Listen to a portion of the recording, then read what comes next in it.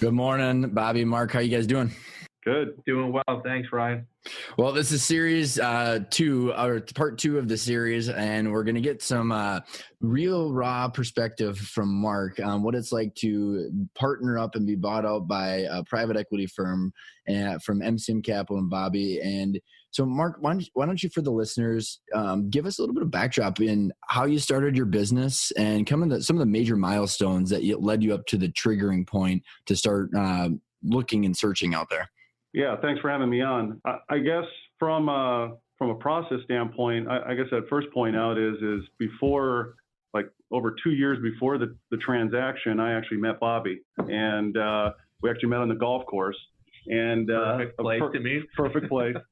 And we just had a general business discussion. It wasn't about acquiring our business or anything like that. It was just really an intro that we met through a mutual colleague, and that kind of kicked it off, and we stayed in touch for several years, in different events. And I will say, just fast forwarding that definitely helped with the process. And when and I'll explain a little bit about the situation we were in and how we got to private equity. But I would just say that was a big help, and it was a comfort level for us and for me personally when we went through that. As far as our business, and we actually had 4. And my background is in manufacturing, and I went to work for a distribution company, and it was a family-owned business. It was actually in the garage door business, and we sold different types of parts, weather seals and hardware and accessory type products. And the idea there is, I came from a manufacturing company and went to this distribution company. The idea was to vertically integrate. And we started 3 other businesses to support the distribution company. So the family that owned the business had a person that was in charge, and he was there, but there was a father that was involved that was elderly and wanted to transition out. So they really wanted to find somebody to help run the business. So that's kind of how I got into the distribution side. And then over the next 6 or 7 years, we vertically integrated 3 additional businesses, and it was really to support that distribution. And it was a host of different types of manufacturing processes, and we built those up. So as we progressed, the business became very successful. All of them were very successful, and there was just from a family standpoint, there was a lot of issues, and it 7. Shocking, Ryan. Right? So, I mean, it really escalated to a point where it got toxic and became legal. And without getting into that whole drama, we were looking at different ways to try and each of the entities. So although I had common ownership with my partner, who was one of the owners, one of the family members, I actually didn't have ownership in the distribution company. So there was really 8 people involved. And as we were going through the process, trying to figure out how to, kind of work through that, obviously I thought of Bobby, and I didn't have any background in private equity, didn't know a ton about it, heard some things, but, in looking at how we were going to finance that, we really came to that conclusion that private equity was a good solution to really make everybody whole. And I don't know if it'd be a great deal for everybody, it'd be a way to really separate it. So that's kind of how we got to the point of working with MCM and Bobby and making that transaction. Yeah, no wonder out of 8 partners, Bobby probably seemed like a gem. So private equity didn't look that bad. Yeah, right. We can set the benchmark pretty well, right? Yeah, he was throwing in life preservers. It was tough. So I appreciate the backdrop, Marc. So when you guys, where in that journey was the 2 years when you had met? So, Bobby, when, you started talking to Marc, what was some of the original conversations? And, Marc, where were you, in your head, or the experience you had with different options by the time you met Bobby? Was it didn't know what private equity was? Were you thinking about an exit? Were you not? Were you planning it? And kind of how did that mental journey go over those 2 years? And then when did the pressure and tension come so much that you guys actually started to search for options?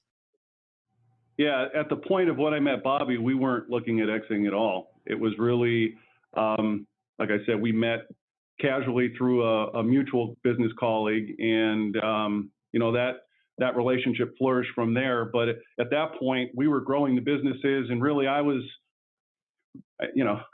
like a lot of small business owners, doing a lot of different things, trying to juggle a lot of different things. Didn't have a really big team. It was me and a few good soldiers, and we did hire some people along the way. But it was it was like every challenge of a small business owner, just trying to make it work, grow the business, and we were successful. But it's tough. You kind of just gravitate to what the business need is, and working towards that. So, but when we initially met, no, we weren't even looking at exiting at that point.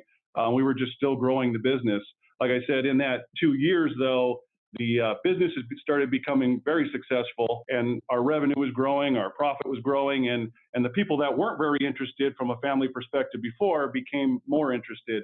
And I would just say a little politically, the owner that was there was kind of a passive owner, and I don't know that they really were in love with the way he was doing things. So as you can appreciate, that continued to escalate, and then it fast forward to about 2 years after, where we're at a point where something had to happen, and it was a big distraction to the business, and we needed a solution. Yeah, and when Marc and I first met on the golf course, I don't think for the first few, we didn't talk anything about private equity. It was more, one, him and I were partners, so we wanted to win first and foremost. That was number one. Yeah, we knew we were both competitive. And then number two, we just talked general business stuff. He was telling me about his business and what he was doing, and I just told him certain things that we see in businesses, and really had no discussion about potentially doing a deal later on. Just kind of wanted to have fun that day, get to know him, and then over the course of 2 years, started to talk more. We went out and played a few more times, and then when the timing was right, Marc reached out, really based on the relationship that we had developed over that 2-year period. When did the revenues and EBITDA get discussed where Bobby, you might know it might be a prospect for you, or that, Marc, did you reach out to Bobby just for some pure advice because of the crazy storm that you were in? I mean, and when did you guys start to think about, like, hey, this actually might work?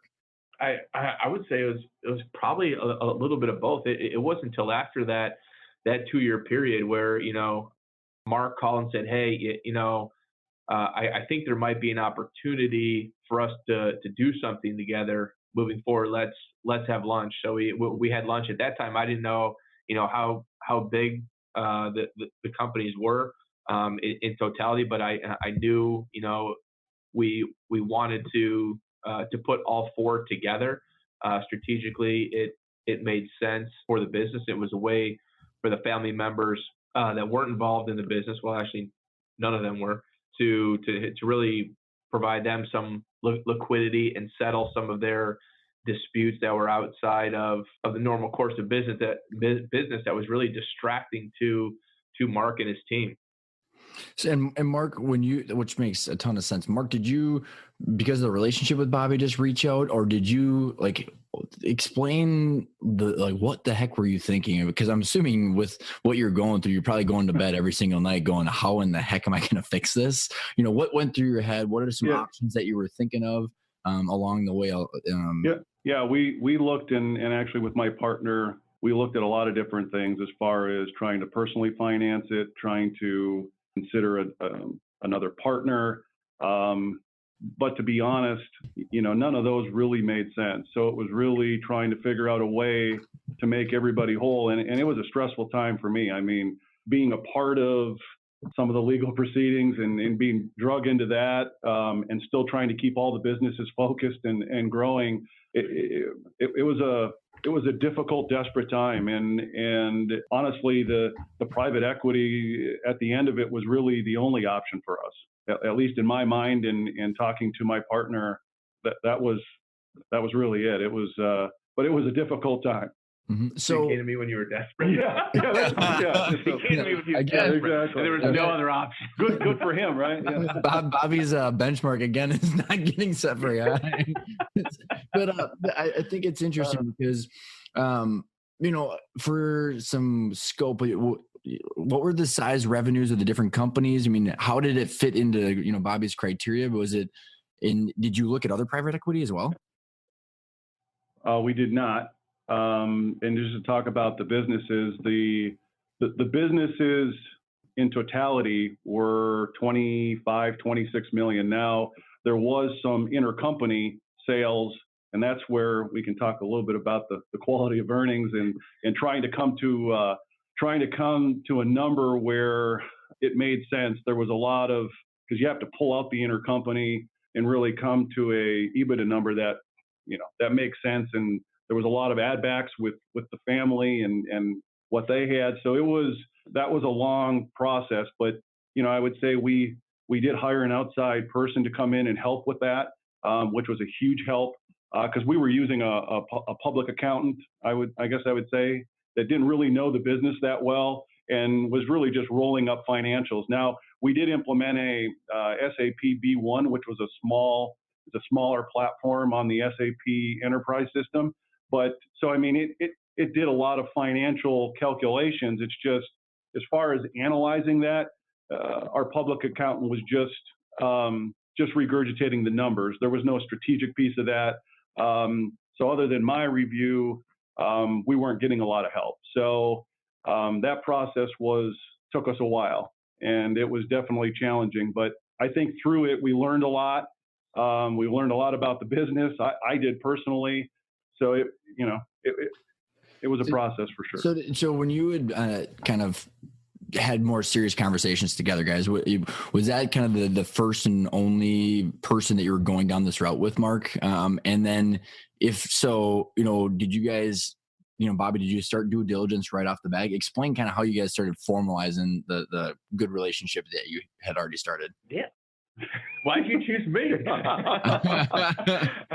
Why'd you choose me, buddy? Let's go down this path. Right. No, I mean, I think, and like I said, we had a mutual, our business attorneys they used the same firm, one of the same firms as we did. And I think a lot of him as well. And he always spoke very highly of Bobby. And I think, like I said, in the interactions that we had, there was trust there. And it was really where there was some timing component to it where we needed to work through it, and it was complicated. So we had to find a partner that would understand that and work with us through that. So, in my interaction with Bobby, he had some of that backdrop, and it made it easier. And really, from there, it just kind of snowballed, and working through our legal group and collectively together, it just ended up being the right decision, and really one of the only decisions that we could to really clean up all the things that were going on and set the business up for success moving forward. That was my biggest concern, is with all these distractions, what was going to happen?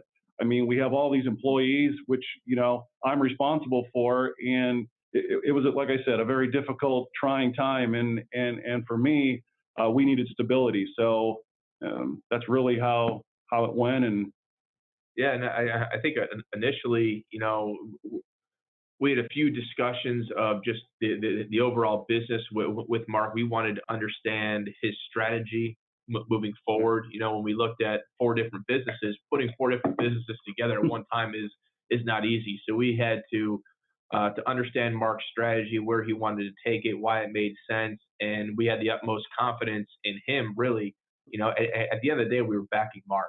Inherently, it's a great business. In my mind, you think the garage door business isn't very sexy, but at the end of the day, whether you're a commercial enterprise or you're a residential home, if your garage door breaks, you don't care how much it costs. You care about how quickly someone can come out and fix it.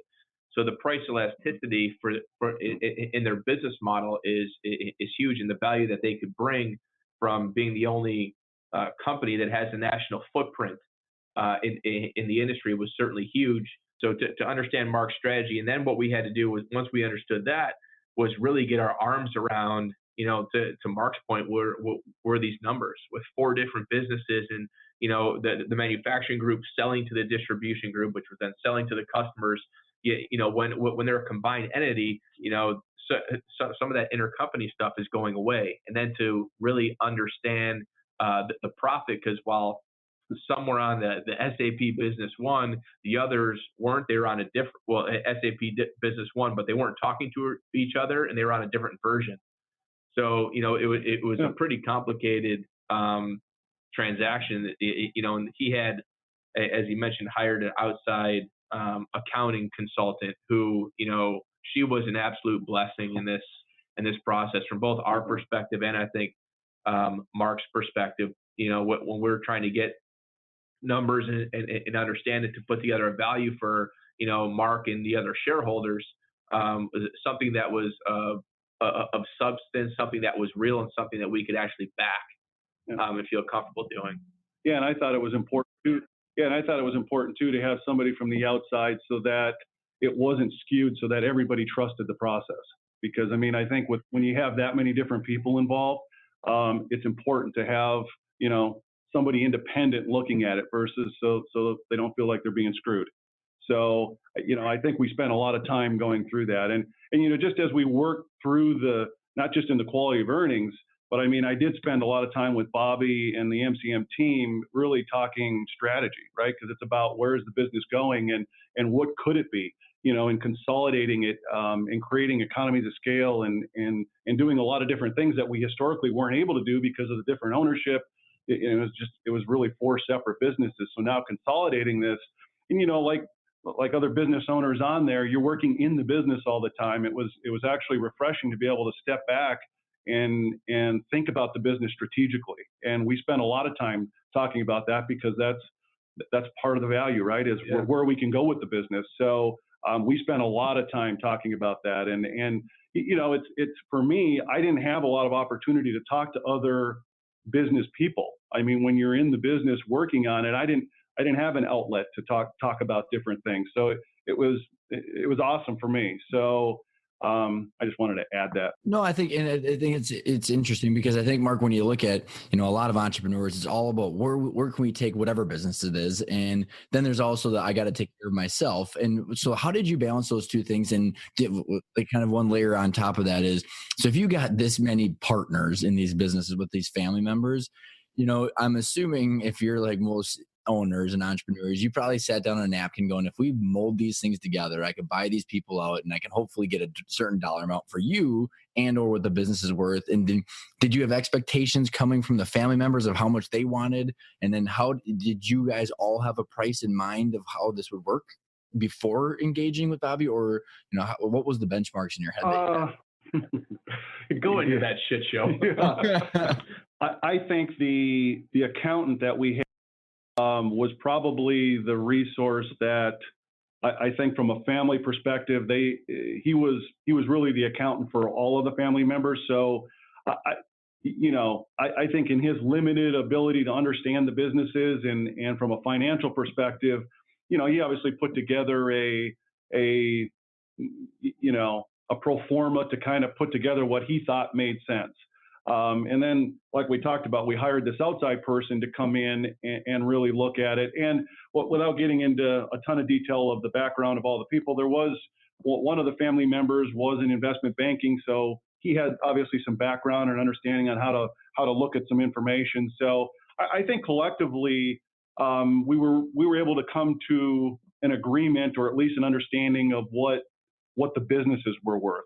Now, not everybody had ownership in the different businesses, so that's where it got a little more complicated. And I guess ultimately everybody won because when we molded them together, they were worth more than if they were buying, if MCM was buying, and I don't want to speak for Bobby, but if they were buying them individually, there's no way they would have been as worth as much as they were together. So, everybody really won, and putting a value on that, I think we had a framework for what that was, but it was really going through the process, and everybody was being educated on that as we went along. So there wasn't a lot, but it sounds like there wasn't a lot of preconceived notions where you got people saying, I want this to walk away, or I'm going to sabotage the deal unless I get this, from that part, or.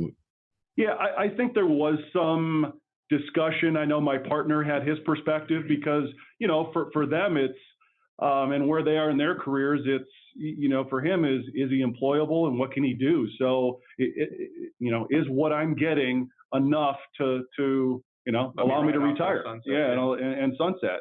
And so he had a number, and I think we worked around that framework. So, but understanding it all and it's more than just the number. And then from a tax implication standpoint and how it's distributed, we did work through a lot of that. So, but like I said, during that time, it was very toxic and there was a lot of things going on. So it just, to have rational discussion, it's difficult at times. Yeah, there's a lot of stuff going on behind the scenes aside from the transaction that Marc had to deal with. So ultimately, what we decided to do was two separate transactions to alleviate a lot of the concern from family shareholders and then the other shareholders. So that the distribution business was bought, what was assigned a value separate from the other three entities. And the other three entities were bought together and then merged immediately after the transaction. So Bobby, how did you, as the buyer looking at this and I know us as entrepreneurs, we get, future strategy, if you got the energy and love your marketplace, it gets a lot of fun to talk about that, but then you got to deal with the reality that you're sitting in. So, as you're, especially the shit show of 4 different companies and all the different, buying and selling back and forth, how did you, through the due diligence, how did you start going through that? And then how did you place the value on the current, because like Marc said, if you would have bought them separately, you could have had the opportunity to say, this is how we're going to do it. And then immediately place a different value and you could have rolled them together and had it been different immediately. So how did you balance, as a buyer looking at what they're currently going through and how did you look at and how did you get to that? And then, what the value would be as if they were all together? Yeah, well, it's an interesting question because of the dynamic that was going on before the transaction, given 4 different businesses. So really, we put, and this goes back to when we talked on the first podcast, is developing a relationship from both the buyer and seller standpoint is so huge, because getting to know Marc over that 2-year time frame, his character, the type of person he was, the type of business person he was, and the strategic mind that he had for this business before we really even got involved was something that I really valued. So at the end of the day, if I were to distill it down to something, is we really backed Marc. Now, could we have paid, in aggregate multiple arbitrage by buying the 4 businesses separately? Absolutely. But I want Marc to, one, I don't think we hit some certain shareholders' numbers if we do that, and then a deal isn't done. And then I wanted Marc to be able to get something for the businesses that he built that was fair, and then have him so motivated, as he, invested real dollars in the combined entity, to have him motivated to continue to grow this business. Now, Marc's a certain person where I, say it right in front of him. Money doesn't motivate him. It's nice to have that there, but if he didn't own as much as he does today of the business, I think just personally and how competitive he was, because remember that first day on the golf course, we wanted to win. It's personal satisfaction. It's him caring about his employees and really where the business is going to go to create something. He had a vision, years ago, once he started the manufacturing side of the business, to really be a vertically integrated garage door solution provider. And, he's achieved a lot of those goals, but it's ultimately not where, he wants it to be. So from our standpoint, it was really backing Marc and his strategic vision. Now we're buying a company based on future potential, but also based off of historical earnings. And trying to figure those out with the four different businesses was really the toughest part of this situation, to be able to really understand the numbers and provide something that was fair and equitable to all the shareholders. So can you give me like along the, the due diligence, how long did that take? And what were some challenges that you guys experienced where it really pushed your current relationship? You talk about the relationship that you built where because you had the relationship, it allowed you to overcome some adversity that was going on between the two of you and the situation. Well, I don't want to speak for you. Maybe you should answer it first, to give them a real perspective so I don't color it. Yeah, I mean, I guess just from my personal experience and being involved in it, for me, owning a large percentage of three of the businesses and really just running the other entity, which actually had the highest amount of value, I wasn't really, although it was lucrative, it wasn't to a point where I could sunset anything, and it really wasn't. I think like a lot of business owners, I bet on myself my whole life, and it was something that I wanted to do moving forward. And it was, as we went through it, it was part of it in cashing in some chips, but it's really the future, and that's why I think we're so aligned together. Is it's with MCM is. What can we do with the business? And there was a lot of limitations, not just from cash, but from resources. And as we talked about it, it was really exciting because there was just a huge opportunity, one, to consolidate the entities, but also just things that I've thought about and they just weren't reality because we didn't have the time and energy to do it.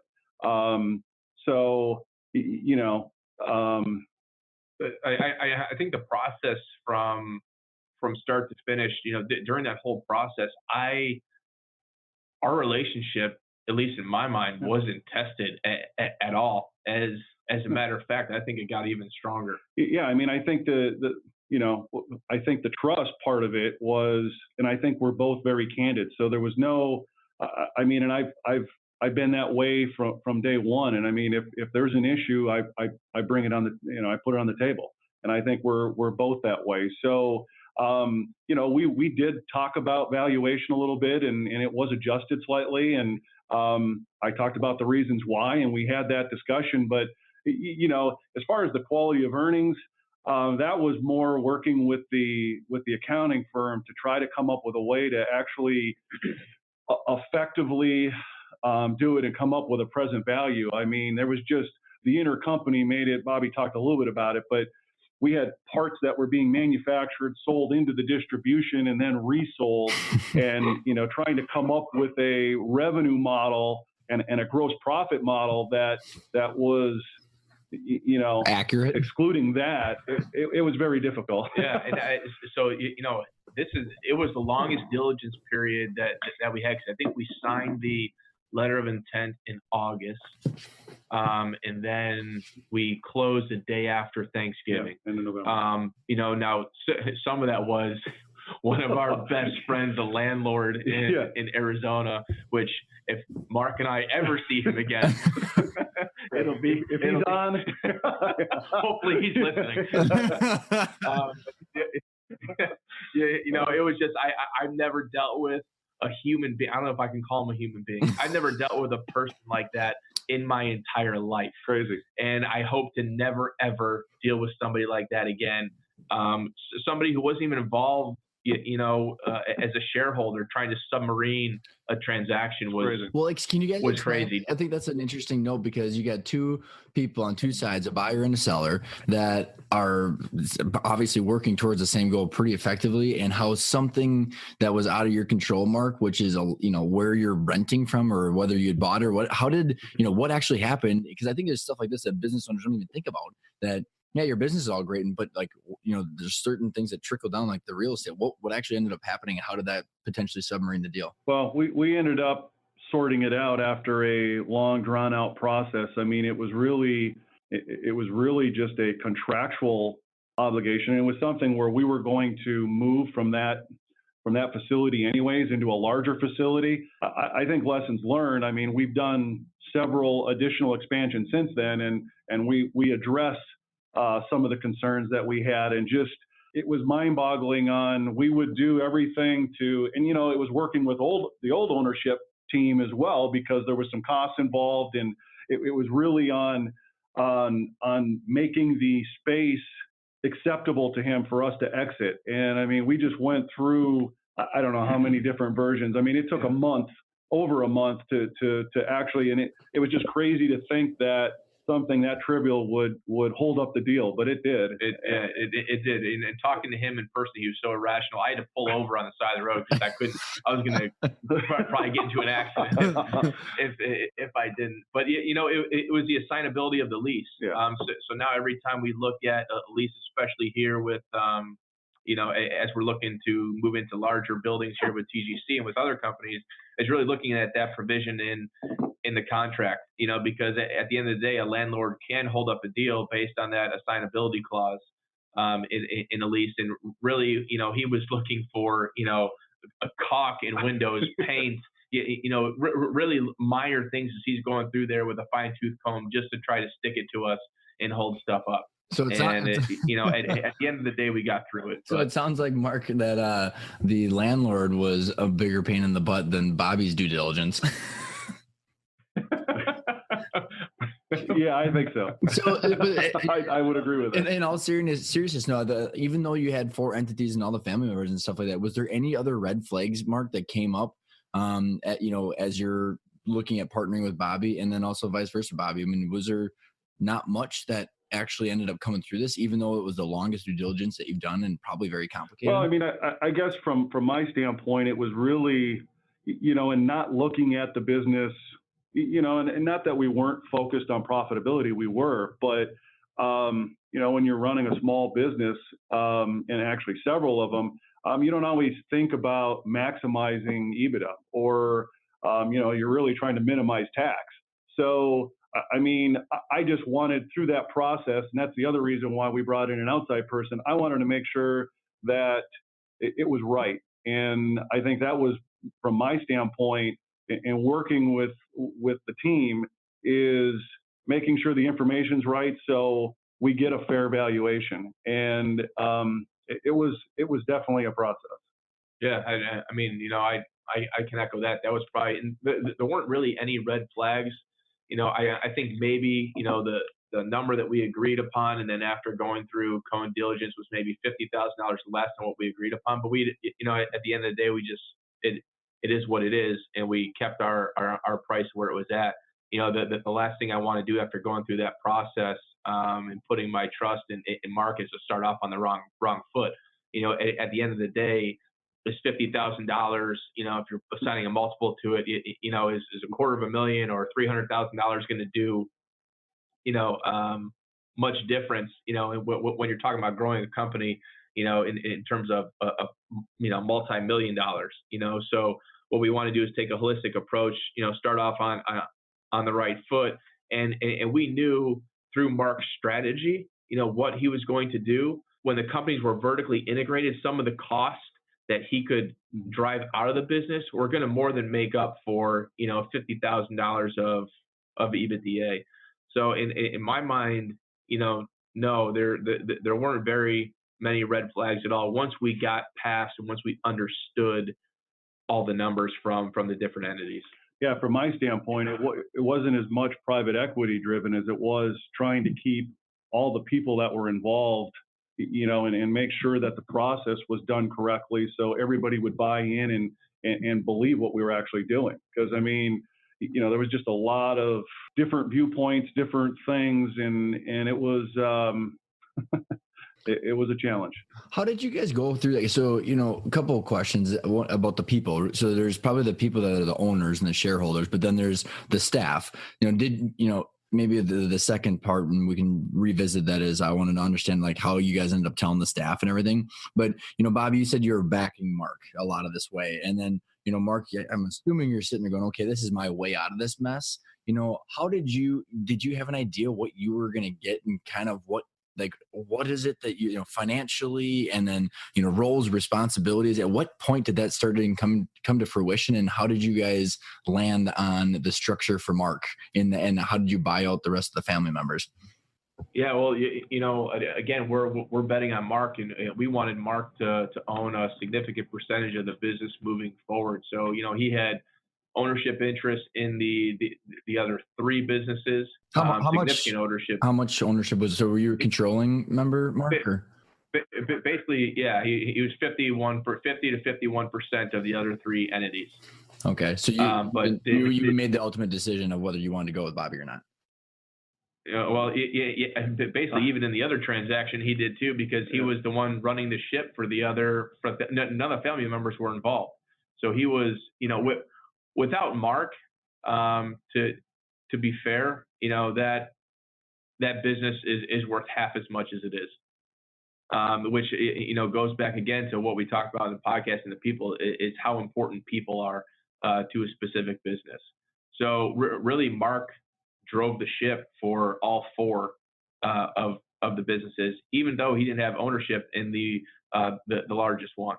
So from our standpoint in the people and in backing Marc, we wanted him to have a significant ownership percentage going forward. So he rolled over money to have a significant equity, and then we also provided him with what you can call as carried interest, stock for a nominal amount of money to really further align our interests. And then secondly, maybe what we skipped over is Marc had a very important person in the manufacturing part of the business.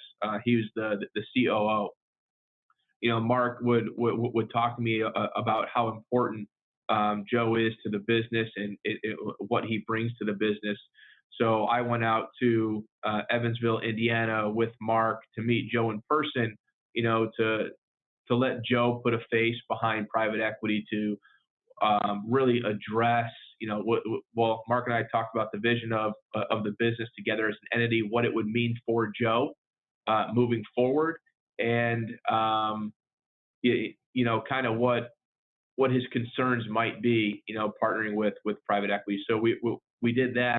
And ultimately what we told him is, since he's so important to the business, we promoted him to COO. We gave him, or Marc gave him, a raise. And then we provided him equity into the combined business as a whole.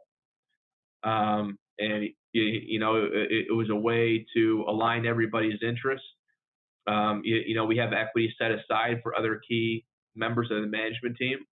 And we look to, so really 8 to 10% of the business is set aside for key executive team members aside from Marc. Interesting. And so, Marc, when you went in this, and as Bobby's kind of structuring this, did you have any idea how or what or when you were going to get your money or your control or anything like that? Or, what kind of preconceived notions did you have going in there? And then how did you end up coming to grips and being comfortable with what you ended up getting? Yeah, I would say, and just to talk a little bit about the process, internally, as we were going through it, Joe was a key person, so we included him, and there was a couple other people that were involved as well. So, but beyond that, nobody in the organization knew, and they from an outside standpoint, there was a lot of noise, and I think people were trying to figure out what was going on. So, one of the most difficult things was trying to keep everybody calm and make sure that. And really how I position it with everybody is this is what the business needs to move forward versus, if something were to happen and it got dismantled and the family fractured, I mean, who knows what happened to the business. As far as coming up with a value, it took some time, and I had a couple people that I reached out to as far as, really how it was going to work for me, and not owning a large portion of the 3 of the businesses and not of the one, coming to grips with what that is and what that looked like. It took me a while, and but I knew it was the right decision for the business. So it was really as much of a business decision as it was just personally, because I knew moving forward, like I said, I bet on myself. So with more upside, and that's really how we ended up structuring it. I knew if we all won together, and I was confident in what the business could do and the opportunities that we talked about, and really a fresh start where, and we can talk post transaction and what we've done since then. But I mean, yeah, it definitely took a while to come up with what was right. And I talked to my wife a lot, and I think as a lot of people, as they're going through this, one of the things was the flexibility part of it. When you're a privately held company, and there's a lot of things that you can do, and just different things as far as how the business is run, and your time, and moving around, and doing different things with the money, versus once it's restructured. Not from my standpoint, actually, it was a ton different, but I think a lot of business owners think about that as they work through the process. So, but, for me, I had a big portion in several of them. But now it was an opportunity to own a good portion of all of the entities. And as one business, there was a lot of upside. So, I mean, that's really my mindset, and kind of as I was working through it, how we came to a final deal. So, yeah, and Marc and I also came together in my office, and I walked him through the model. Yeah. And showed him the different growth in the business. Marc, what do you believe in? Let's go worst case, business case, and best case, and I'll show you, what that means to you in terms of where we hit, certain numbers. And after walking through that, he certainly was a lot more comfortable and understood, what at least how it would benefit that not only him, which is what I love, but his entire team. Well, and I think that's important, because I think, and I believe, based on, the fact that there's some history now since the partnership was formed, but a lot of people do that, right, Bobby? And a lot of people, it's all the blue sky, all this other BS. And, obviously you guys had a relationship that you built to trust each other on that. But, Marc, did you want a certain dollar amount down? And how did you guys actually structure? Because you got to mitigate some risk unless you rolled all of your money right back into the whole new entity. But, was it a certain money down, and then there's all that upside with the equity in the bigger picture? But then also, how did you guys get to what kind of control that you have to be able to get those numbers? So I don't know if you want to just share how you structured your comp plan, and then also the roles and responsibilities to make sure that what Bobby was pitching was actually going to happen. You could see it. Yeah, well, I can at least start on the structure, and then Marc can hit on, the control part for him. We structured it as a preferred and common stock. The preferred carrying, I think it's a 5 or 6% dividend. I have to look back at the document. So basically, Marc rolled over real dollars in the preferred, which also bought him common. So in our structure, if you look at a preferred and common structure, it's a 6% preferred or deferred dividend. So basically, it's almost like another layer of debt. It's just protecting a little bit of the downside, from an equity standpoint. But at the end of the day, what we talked on the first podcast is what private equity is underwriting to. Generally speaking, currently right now it's 17 to 20%, but historically it's been 25 to 30%. So if we're only earning 6%, that's senior lending numbers, and we're not making any money. So you look at the 6% as a hurdle. Everything after that is all upside. So if you believe in the business and you believe it can certainly earn more than 6%, and then we're offering common stock for nominal amounts. So generally speaking, the majority of the money goes in as preferred. So just for easy math, say it's a $10 million equity deal, $9.9 million goes in as a preferred, and $100,000 goes in as common.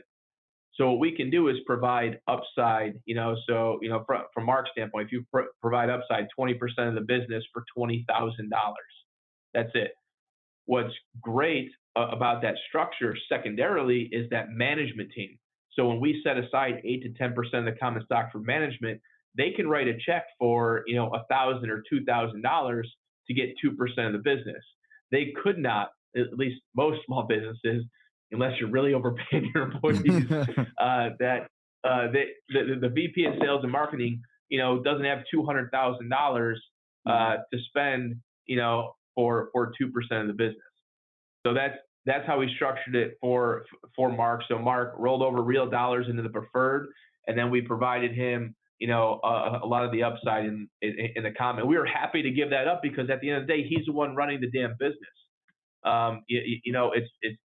Marc is operationally in control of the business. So Marc, did you take any chips off the table, or did you roll the entire payment right into the business? No, I did. I would say I reinvested 30%. And then obviously the common side of it was the upside, which I was most interested in. So, I mean, I think structurally it worked for me. So, I was, and again, I wasn't the only one involved in the transaction. So, I mean, I think, my analysis was a little different than if I owned everything myself. Yeah. So, I mean, I think for me, with all the complications and everything that was involved, it was a great deal for me. Probably seemed like freedom compared to what you were doing. Yeah. Like William Wallace at the end of Braveheart. And I know it was a. Yeah. Well, why don't you talk about, because I think, Ryan has a lot of business owners on there. The second part of the question was, and I'd be interested to hear your answer, is the concern over, what you want to do with the business, strategic direction, that sort of thing. Operationally, what would it look like? What were you nervous about, as you looked at a transaction? Yeah, I mean, I think, and we spent a lot of time talking, Bobby and I, and really the MCM team about it. And, I think a lot of people, and being when we were a small business, I think a lot of people, including myself, are, you're always apprehensive to bring on a lot of cost. So regardless of what it is, in hiring high level people, it's just, I think we're more conservative about that, and it probably restricts growth to some level. And really, in thinking about the business moving forward, I think I was just able to process it and think about the future more. And, I think from an executive team standpoint, it really brought a lot of light around, I needed some help. And, we can talk about that, but I mean, we brought on an executive team and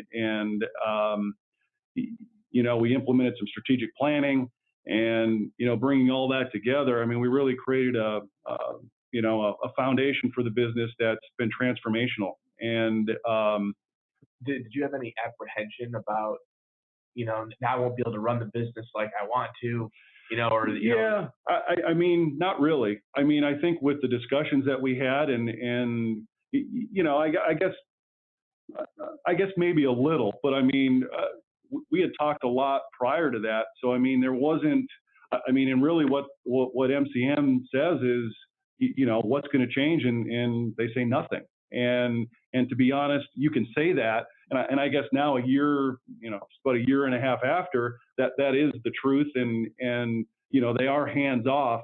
But yeah, I mean, I guess there was some anxiety on, in making every decision and, really going from an owner to, I guess I don't look at it as an employee, but I mean, you're reporting to other people. It weighed on me a little, but I mean, like I said, in the circumstance that I was under, in prior lives, I've worked in big companies, small companies, worked for people. So, I mean, it wasn't a one-off where, it would have been a difficult thing. So, I mean, I guess it was a concern, but it was just one of many things that was being processed at the time. Well, I just think it's an interesting thing because, there's so much, as you guys have, I think there's a lot to be said about how long it took you guys to build the relationships and getting aligned with the strategic vision. Because I think the biggest apprehension that a lot of people have is, okay, I'm now going to be a shareholder and not necessarily in control of the vision of where I want to take my baby, right? And the fact that if there's ever not in alignment with you and Bobby, I mean, you could technically be fired, even though you'd still own the shares. I mean, it's something that kind of freaks a lot of people out, and it's a interesting hurdle and probably sabotages a lot of deals out there. Yeah, I agree. And I mean, I think probably the confidence I had in the vision of the business and where I wanted to take it, and really the discussion I had with Bobby and MCM. I think, we were really aligned, and I think they believed it. I obviously believed it, and I think that mitigated a lot of those concerns. What were some of the things that you saw, like when you look at the strategic plan and the future where you're going, Marc, and all this stuff as you started to get excited about what would be possible? What are the benefits of private equity that people probably don't have in their current situation? You had mentioned some staff stuff, but I think maybe I'll just take a little note where it's coming from, because I had a bunch of appointments with clients recently where the traditional banking model doesn't usually adhere and help people with growth versus having different kind of resources. So is it resources from money, from strategy to, what are the different things that were, you say nothing's changed over the last 18 months, but my guess is certain things are with what you've been doing and the growth that you've had. So what are the different resources that you got available to you? Yeah, and what I meant about nothing changed, that was the communication we provided to the employees, that it was really invisible to them. I mean, from my standpoint, when we developed I relate it to creating, because there is more requirements. I mean, from just running the day to day, now we have a quarterly board meeting. We provide monthly write-ups. That's different, right? And it was something where when it was just me, it was kind of overwhelming to try to think about that. Where I'm going to have to do all of this additional stuff. That's why it's not.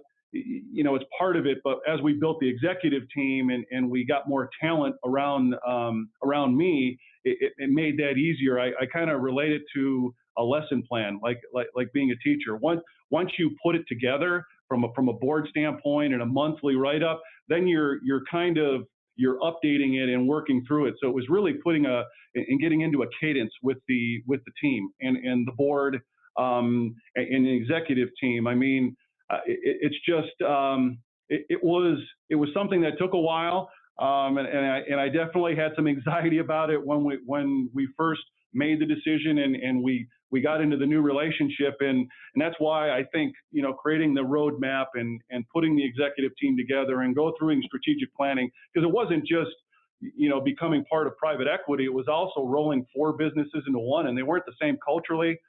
We had different people involved, and merging all that together.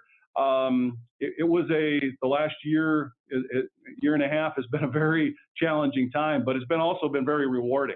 And just to talk about the board, for instance, Bobby spent a lot of time creating a lot of value around that. It's not.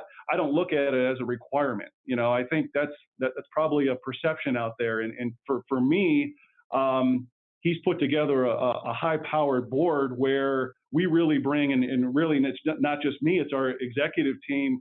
We bring the state of the business and what's going on and the challenges of the business and opportunities, and we collectively talk about that. I don't look at that as a requirement or some additional work that we have to do. At the time to talk about the business. And again, I think that's why we can talk a little bit about the strategic planning, and we implemented the traction process. And that's a common language, a common terminology for the business. It's been, and I think really all of that together, it's allowed us to, we've moved 3 facilities. We implemented and consolidated our ERP into one.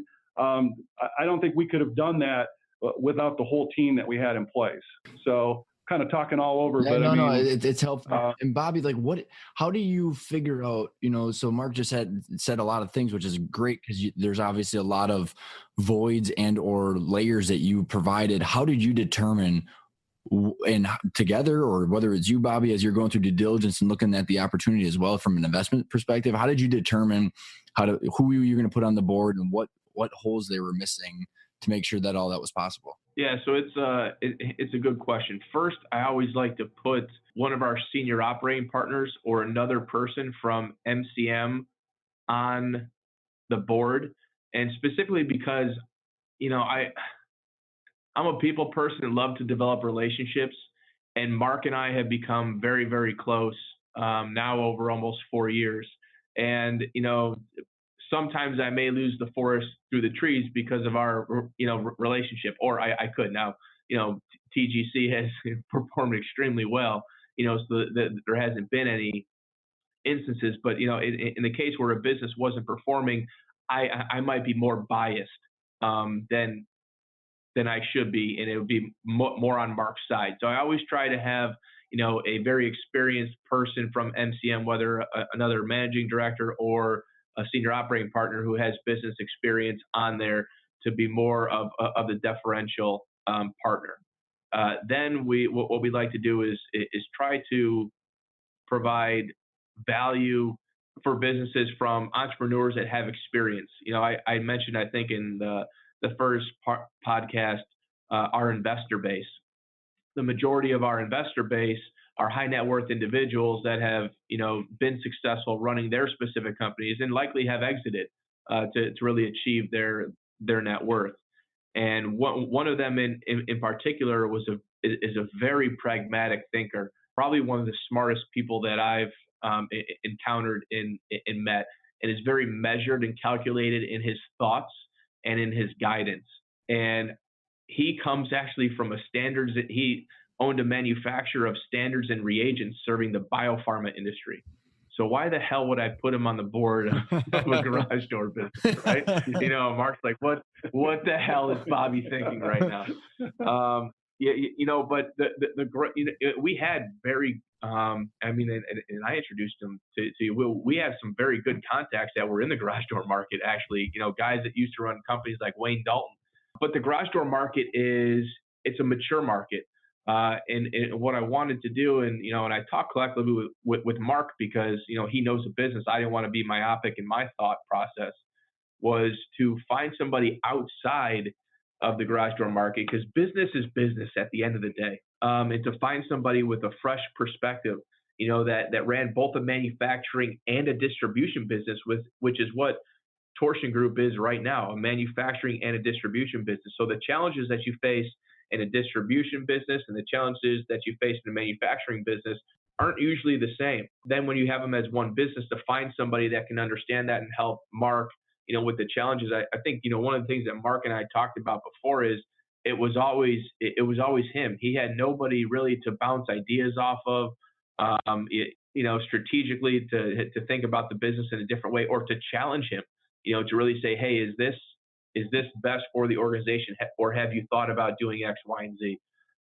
So we brought David on, and at least in my opinion, I don't know, maybe you can, board meetings are terrific. I love the banter. I love the accountability that's being created in the challenges that they pose to the management team. There was one particular board meeting when the guys, both the CEO and Marc, were looking at another opportunity, but it was going to take them in a strategic direction different from the garage door market. And we brought everybody back to really focus, and it goes back to traction is your mission and vision statement of what you want to be. And, it was hard. It was a hard pill for them to swallow, I think, at first, because they're really excited about the opportunity, and it could have added significant revenue right away. But I think in the long run, we're better off for it. And now, 18 months in, because this was rather soon, wasn't it? Probably 6 months in, that we made the best decision as a board together. Yeah, and I would just add that, it's definitely made me a better leader. I mean, and we talk about a lot of, I talk to Bobby weekly, but I mean, just from a quarterly standpoint, that cross-functional team, when we're in the business and it is myopic, and it's good to get a fresh perspective. And, each meeting that we have, it gets better and better. So, I mean, like I said, it's been transformational for us. And I mean, I think what we've put together now collectively, we're really set up for success. And it's an exciting time for the business, and it's a really good deal. And I think there's a lot to be said in the relationship and the communication that you guys have had. And I know we're getting short on time for you, Marc, but I got one interesting question. Do you think that any of this would have been possible had you not spent 2 years getting to know each other before you ran into the situation? No. I think it's a big deal, because a lot of people, they wait till they're burnt out and they're in a shitstorm and they got to pull a trigger and they don't have anything sitting there as an option, which is a huge, and then, like Bobby, you and I were talking in the last episode where then you end up forced into a relationship with someone that's got money and you have no idea what the other side's going to look like. Yeah, I agree with that. And I mean, I think, like I said, it was really a comfort level, and it became it was a difficult situation, and everybody has their own circumstance. But I mean, for us, it was just a great opportunity, and it wouldn't. I don't think it would have even been an option if we didn't have and build that relationship prior to that. Yeah, and I think from my perspective, I think the answer would be the same too, Ryan, because if Marc were to come to me, without having known him and say, hey, I have these 4 disparate businesses. We got a lawsuit going on with the family. Are you in? What the hell? For sure. Yeah, but getting to know him and his, personally, I think is as important as it was professionally. Was very important to me. This was the largest equity check that we had written as a firm in our history originally, and I was going to be the one being held responsible for it, and to have Marc behind it provided me with the utmost confidence. To really make that bet on him, on TGC, and his people in the business. I think it's pretty cool, guys, because it's a good story that you guys have that debunks a lot of the stuff that's out there, and it just takes work that you've proven that has to be done. And it's a nice story that to know that there's hope out there for the people with all the money and all that, for both sides, right? That there's options out there for people because private equity is a good scenario for a lot of different situations, but then to be able to get the power to do the due diligence on the private equity firm as well. So kind of just making sure that it's a mutually beneficial relationship, I think is important for the listeners to know. As we're wrapping up here, guys, Bobby and Marc, I'll leave you guys each with one question. If there's one thing, Bobby, that you want to highlight, or if you to leave the listeners with when you're looking at a potential buy, what are the things that they should be thinking of? And then Marc, what are the things that a listener that is a business owner should be? What should you leave them with when you're in looking at the private equity world that you would leave them with? So maybe Bobby, after you first. Yeah. So if there's something I could leave the listeners with, is to really understand the group that you're looking to partner with. Now, you might always not have that 2 to 5 years to develop a relationship, as circumstances happen. But if you can, afford yourself the opportunity to really get to know who your partner is going to be, because at the end of the day, it is going to be a marriage. At the very least, if it's not a courting and it's more of a shotgun marriage, at least spend the time getting references from the private equity firm, and not just the references from CEOs or portfolio companies that they're currently partnering with, because odds are those are going to kind of be skewed, because at the end of the day, they're employees and they have to answer to the private equity firm. But businesses that have exited, where the private equity firm has exited portfolio companies, where you get an unbiased view from an owner entrepreneur of who they were as people, what value they added to the business, and how they acted. I think that's very important. Yeah, and I would say that definitely having an understanding of who you're working with, what you're dealing with, what their strategy is, because it really is, as Bobby said, it's a marriage, and you will spend a lot of time working with them, and if you're not comfortable with that, it'll be a very difficult thing. So, I just personally, this has worked out great for us, but everybody's different, and there are a lot of different options out there. But I would say definitely understand who you're working with, build a relationship with them, understand it. I mean, as far as the numbers go, you could come up with a quality earnings, and what was great about MCM is they're strategic, and they were more than just numbers people. Because it really is about people. And at the end of the day, if you're not comfortable with that, and you're not working together and aligned, it becomes very difficult. And you could take something that's really good and turn it into a bad, a bad situation. So I guess that's what I would say. I appreciate it, guys. I mean, I know it's a unique situation that, coming out the other end and being partners, and Bobby letting Marc actually tell the truth on everything that he wanted, and it's just, and it's a unique relationship that is, I think it's highly valuable for everybody. So I appreciate you both coming on the show. Yeah, yep. no problem. And if you choose the right partner, that relationship isn't that unique. That relationship is more commonplace. And then actually, again, I almost forgot again, Bobby. Marc, what's the best way to get in touch with you guys? So my direct dial is 216-514-1843. And my email is Bobby, BOBBY @MCMcapital.com. And my number is 330-612-7947. My email is MCALCATERRA @action-ind.com. Thanks, guys. Appreciate it.